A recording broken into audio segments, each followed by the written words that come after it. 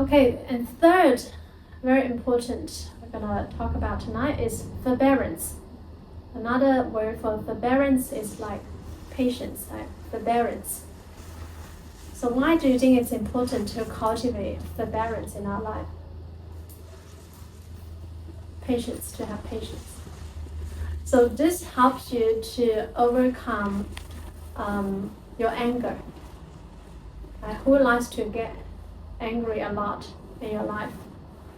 If you like to be angry, you need to cultivate forbearance, to cultivate more patience. And how we can actually do that? What do you think? Why do we get angry sometimes at other people? Because we could be too attached to what they've done to us. Maybe we're too attached to what they say or what they do to us. Or maybe other people don't even have the intention, but we could misinterpret it in a certain way. Again, because we're attached to our own thoughts. So how to cultivate forbearance and patience is like, try not to be attached to the phenomena. Try not to be attached to too much about what they say or they do, or even our own interpretation. Because it may not always be right. Let's say even if it's right, but also try not to be attached to that, because it just generates us more afflictions. Try to expand your mind, expand your heart, to accept whatever that's happened as it is, and apply Nianfo, to Nianfo. If you think someone did this to us, or why he did this to me, etc., and you generate lots of afflictions, you have to stop right there and take a deep breath. And Amitabha, Amitabha, Amitabha.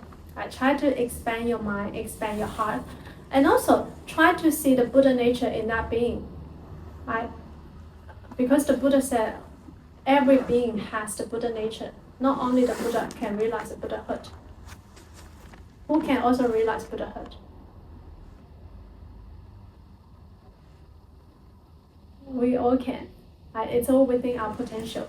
The word Buddha means awaken. The Buddha said, you can all be a Buddha. Not only I can be a Buddha. You are all future Buddhas.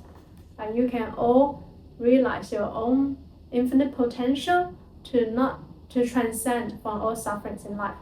So you also try to see the Buddha nature in that person. Then you are not too much attached to what he has done due to ignorance. Okay, actually it's only due to ignorance. Maybe he acts out like this. But you try to see his Buddha nature and to expand your mind, expand your heart, to cultivate forbearance, patience. In that way, you will not get angry so easily. So you can try it next time. If someone did something maybe mean to you or say something bad to you, first take a deep breath. If you feel you can't really control when you are under that environment, you maybe try to remove yourself a bit from that environment, take deep breath, and to practice Nianfo, and to try to apply the positive thinking. It's like, okay, so the reason why this person did this to me is because of ignorance, and we all have ignorance. Maybe I also did something like this to others in the past. So then this time he's doing this to me. So try to apply positive thinking and try to see the Buddha nature in him or her. He also has the Buddha nature. So it's only due to ignorance, like many beings, so they act out like this.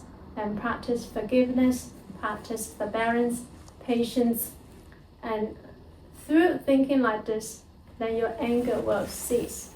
Your anger will subside. And does that make sense? Okay, I hope this helps. So these are all very practical practice we can apply in our everyday life. With the Nianfo, it's a good way to cultivate forbearance and patience.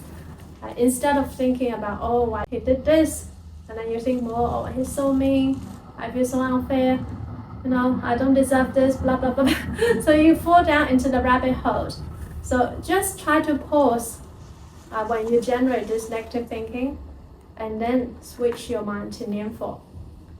If already people doing something not very good for you, then you should stop letting your own mind to ruin the rest of your day. Okay, you need to like combat this situation by thinking positively and not to let anybody affect you. And you will still be happy and at peace. So forbearance is very important, right? Because if we become angry, who are we hurting the most? Ourselves. Exactly. Maybe other people don't even know. Maybe your boss came in and said something bad about you, and then he left quickly, and then you were like, so much angry, and then you complain so much, and then you complain to all your friends. You're spreading all this negative energy to others. So try to adjust your mind, your mindset. And nobody can really help you to be happy unless you choose to do so. Your parents can give you, other people can give you money, material goods, but they can't really give you happiness. But happiness is a choice. In this moment, you can just think, I'm happy, I'm not affected, Amituofo. I imagine next time your boss came in and said this, why are you doing this? In your mind, Amitabha, no attachment, no attachment. Yeah, and what's so good about this meditation is that you can practice in your mind. So your boss won't know, or your colleagues won't know. If you are meditating in front of them, you are building a strong defense system in yourself. It's like a mental protection. You're wearing like this mental armor, and nobody can see. And in that way, you will not be so easily affected. Right? Try not to fall down into the rabbit hole of your own negative thinking. Right? Because in that way, it's like you are choosing to suffer. But of course, this is easier said than done because we have the habit to fall into negative thinking. It's so easy to just think negatively and keep dwelling in those states of thinking. It's so easy because our mental defilements are very strong. We have a very strong habit of thinking negatively. But you really need to maybe come to the sessions here more to remind you to practice as a group. Group practice also helps because sometimes when we are by ourselves, we just get lazy and we don't have the level of discipline or concentration. But when we are in a group setting, then we have to be like, if other people are doing this, I should do this. So this is why we are gathering every week and to practice meditation here. I want you to live a happy life.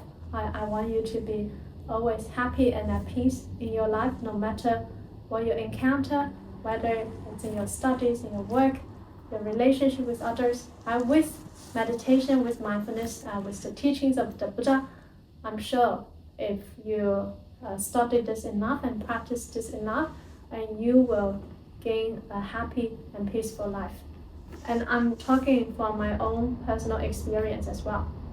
By practicing this, this is the 7th year I'm practicing this, and I could see my own transformation. And that's why I have the gut to share, because I have experienced it myself. So I hope more beings, all of you here tonight, can experience this in your life. And also more beings, if you feel it's beneficial, you also share with your friends and let more people to benefit from it.